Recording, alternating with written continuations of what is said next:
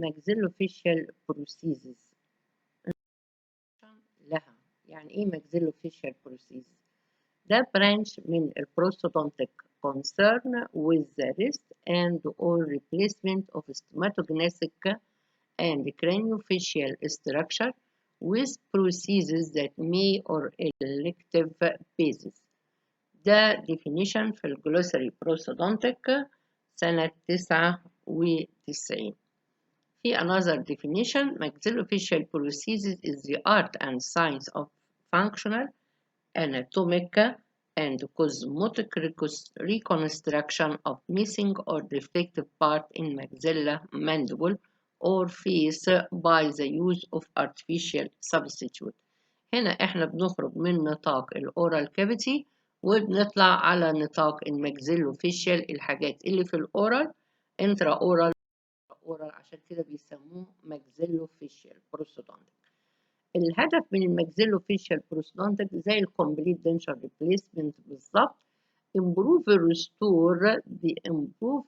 restore the aesthetic or cosmetic appearance of the patient, which is of primary importance for everybody. طبعا كل واحد وخصوصا الناس دول بالذات الابيرنس مهم جدا عشان له سايكولوجيك افكت، وعشان وجوده في السوشيال في المجتمع بيبقى له تأثير عالي نفسيا.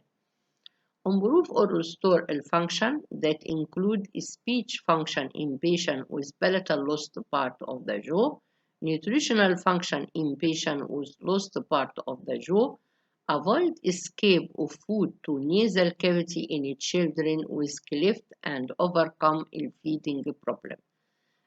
طبعا احنا لما نيجي نتكلم على حاجات ديفكت في الاورال من جوه، يبقى ده هيدخل في السبيتش، لازم هتلاقي فيه impairment في السبيتش فانكشن، وفي الماستيكاتوري efficiency، وفي النيوتريشن ما هو مش هيعرف ياكل ده لما يبقى فيه ديفكت انترا اورال، بلس الايه الديفكت بتاع الابيرنس. اكسترا اورال لوحده او اكسترا مع الانترا ديفكت ده له في الابيرنس. Maxillofacial prosthetics defined as the branch of dentistry that provide prostheses to treat or restore a tissue of stomatogenic system and associated facial structure that have been affected by disease, energy, surgery, or congenital defects, providing all possible function and aesthetic. زي ما احنا شايفين الصور، واحد عنده مشكلة congenital في الأنف بتاعته، أو ممكن أيا كان الاتيولوجي والسبب بتاع الديفكت ده. هنا بعد ما عملنا له restoring واتظبط هنا الشكل في الصورة الأخرى. Protect the tissue، بتحمي الأنسجة. To protect the adjacent tissue as in radiant protective, also to protect the wound, stop bleeding, and carry medication after surgery. وده هنلاقيه في محاضرات الستنت اليوزز بتاعتها والفانكشنز بتاعتها. Protect the teeth as in mouth guard contact sport، برضه في الستنت هنلاقي الكلام ده. Therapeutic or healing effects، طبعا كل ده بينزل تحت البروتكشن of the tissue. أنواع الستنت اللي هي بتستخدم ممكن كثيرابيوتيك وكهيلينج effect. Placement of rhythm applicator، physiologic therapy to raise the morale of the patients, help in healing fractured segment as in case of fractured face في حالات السبلنت. كلها مواضيع بتدرس جوه الماكسيلوفيشيال.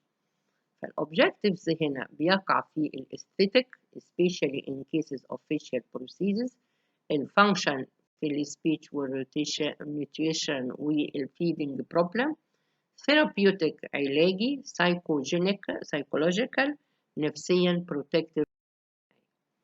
Maxillofacial defect may be caused by congenital defect, developmental defect, acquired defect من خلال التروما أو التيومر. الحاجات اللي بتسبب الماكسيلوفيشيال defect ممكن تبقى congenital مولود بيها، حاجة developmental، حاجة acquired يعني اتولد كويس وبعدين حصل له أورام، اتشالت الأورام فبقى فيه defect لازم نعمل له restoring، أو نتيجة أو أي حادثة.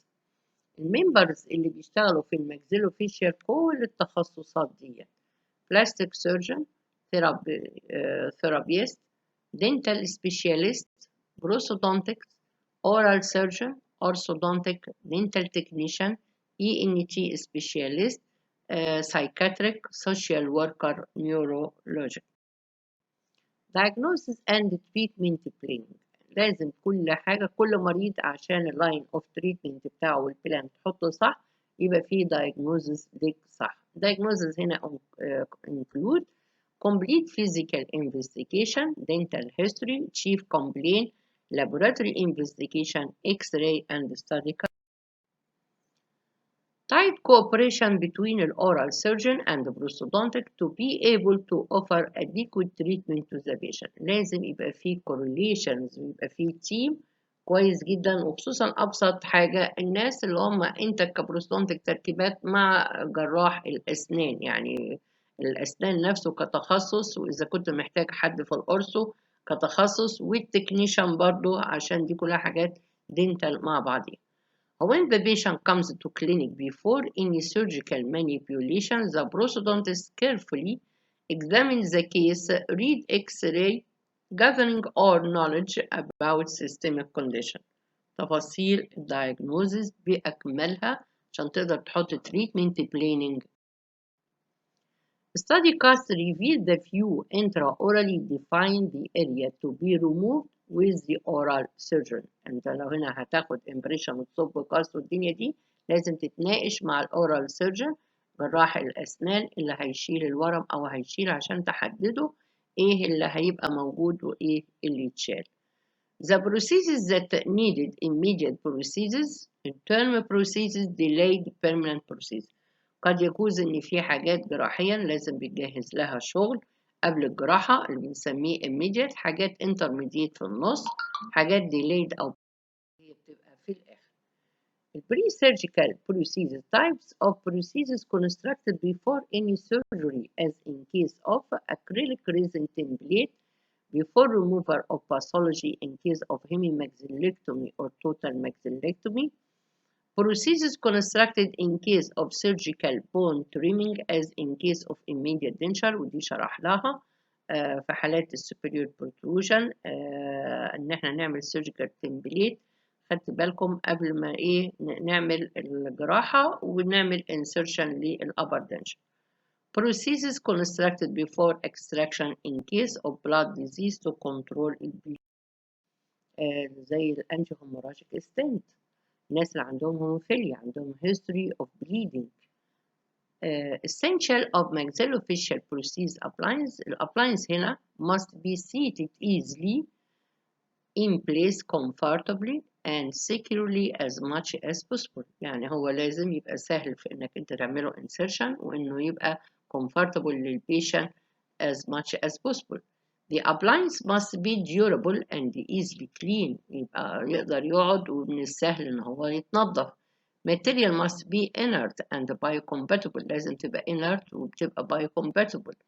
Material must be easily adjusted and altered if needed. يعني تقدر تعمل لها adjustment و repair وتبقى easy في construction easy في cleaning.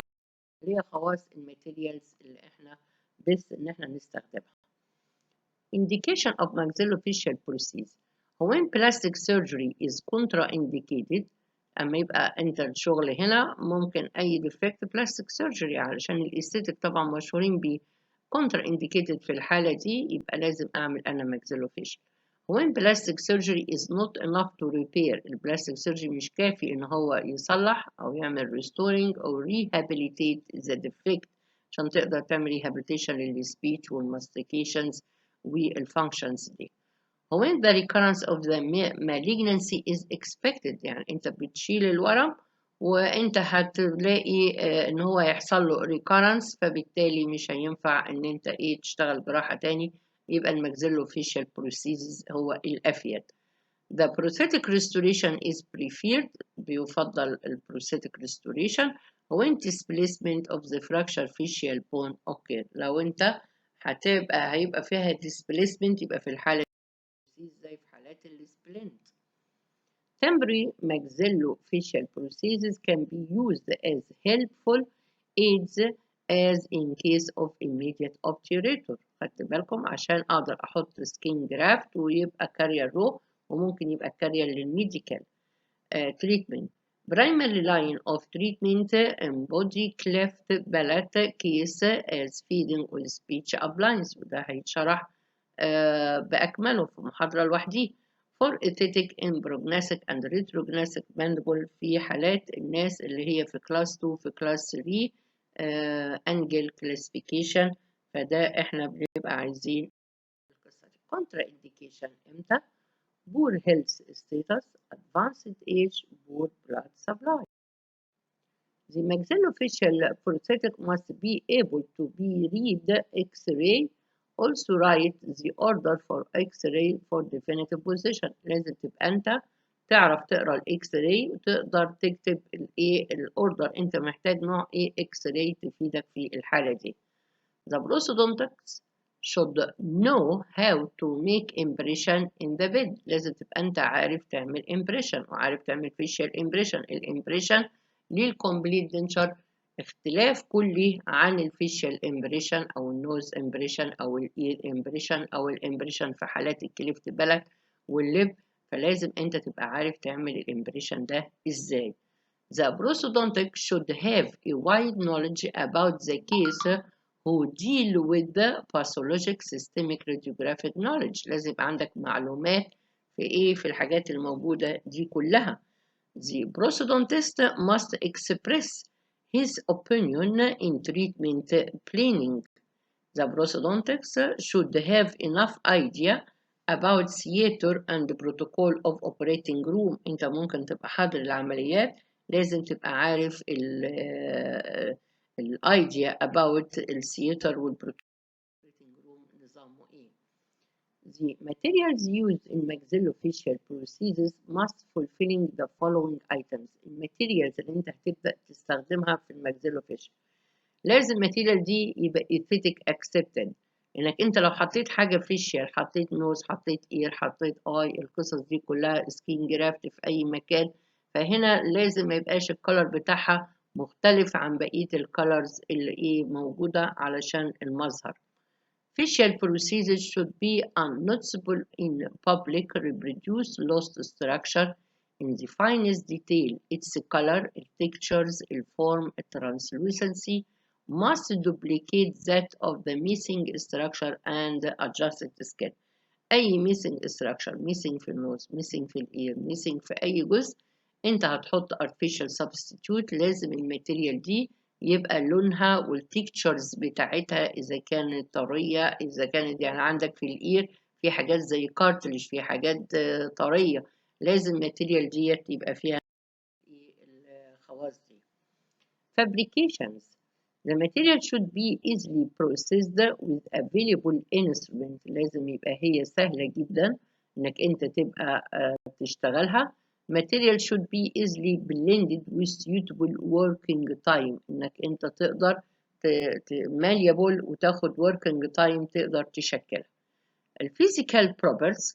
The material should possess sufficient flexibility for comfortable use in movable tissue beds زي ما احنا قلنا يبقى عندها شيء من flexibility لأنها بتختلف نوعية التيشو اللي انت بتحطها.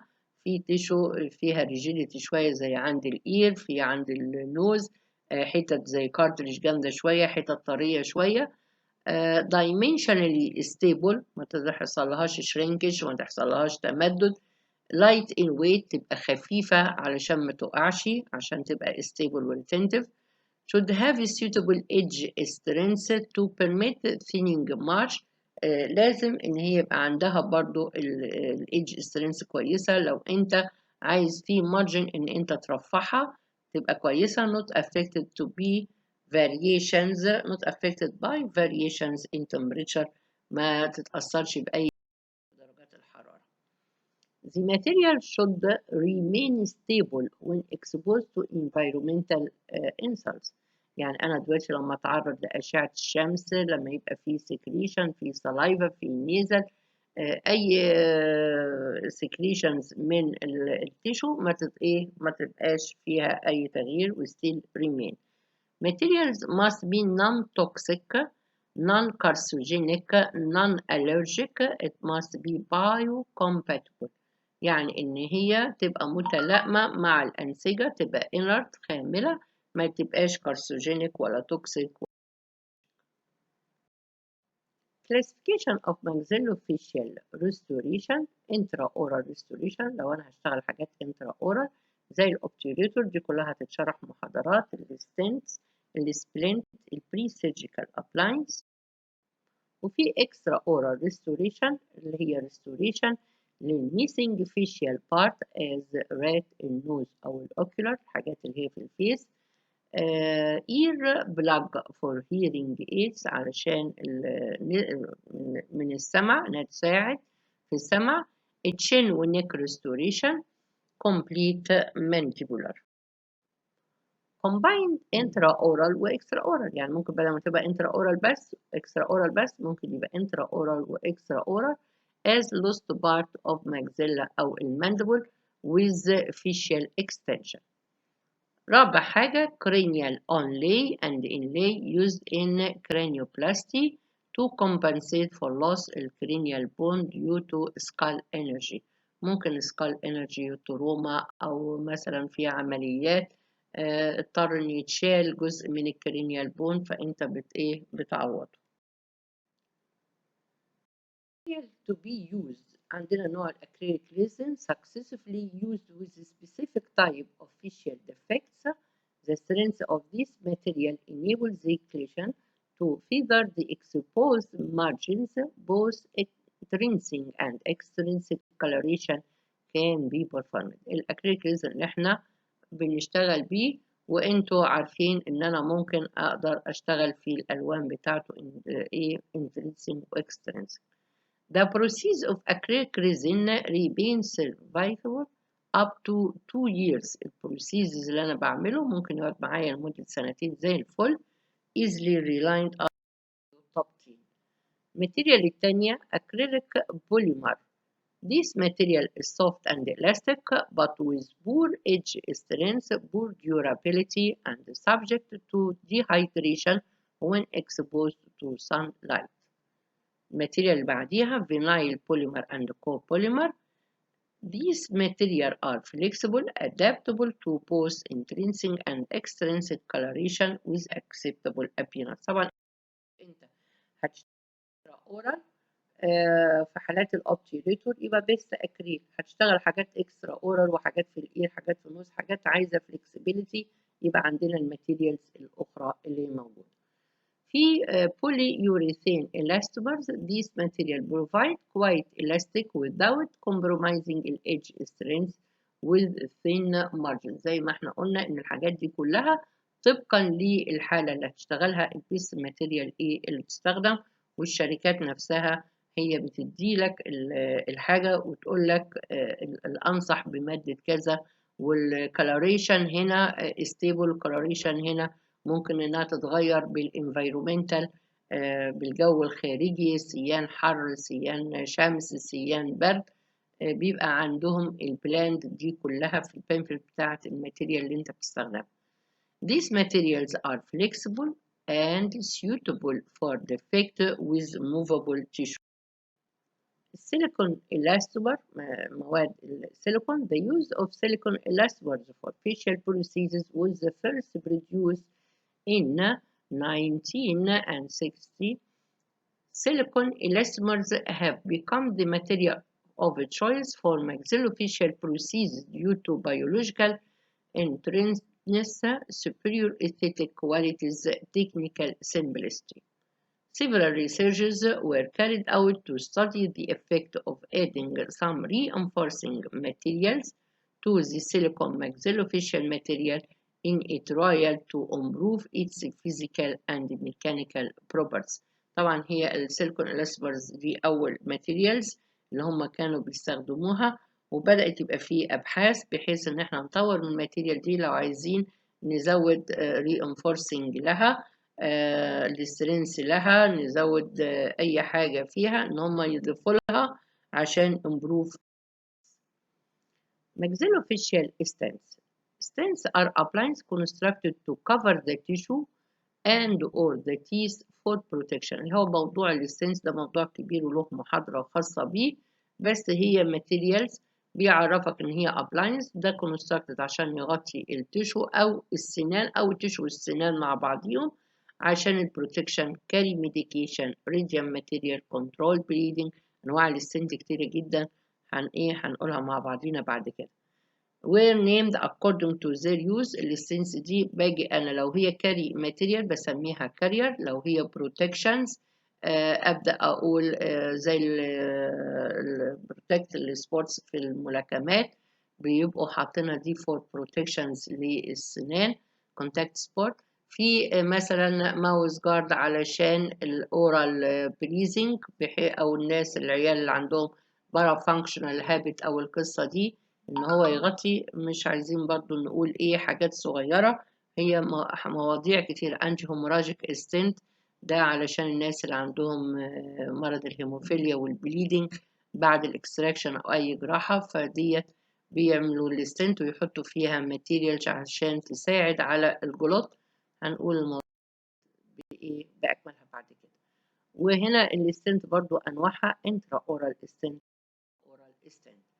الانترا اورال ستنت فور بري بروستاتيك سيرجري، الحاجات البري بروستاتيك زي في الفيستوبلاستي، زي في الريدكشن في البروميننت بون في حالات الirregular ridge، اورال بريباريشن في الاميديات دينشر زي ما احنا واخدينها في الشغل السيرجري بتاع الاميديات دينشر. large torus severe bone undercut stent for defining الامبلانت location. اما اجي احط انا stent او بسميه surgical template ده علشان البوزيشنز بتاع الامبلانت الفيتشرز اللي انا هحطه على الريدج فين. في stent for treating some TMJ problem زي الاوكلوزال stent والنايت جارد stent. anti hemorrhagic stent simple plate ده في حالات الفيدنج بيبي فيدنج ابلاينس. في الاورال سكرين، الاورال بروتكتور، بريدونتال ستنت، مواضيع الستنت كلها بالتفصيل. هنا في بعض الصور زي في حالات انا لو عندي ورم وعملنا شلنا الورم فباين هنا الكافيتي قد ايه، ديت اسمها acquired cleft palate. خدت بالكم لان واضح ان السنان هنا erupted وبيرمننت والدنيا دي كلها.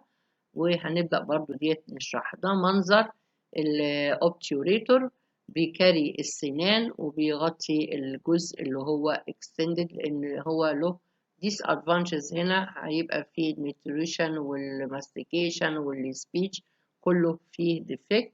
هنا ممكن old denture لو مريض ده عنده old denture بقدر انا اعمل له modification واعمل الجزء اللي هو extended. ده اللي هو الاوبتيوريتور بانواعه، حاجات دي كلها هتتشرح لسه بس مدينكم بعض الصور لها.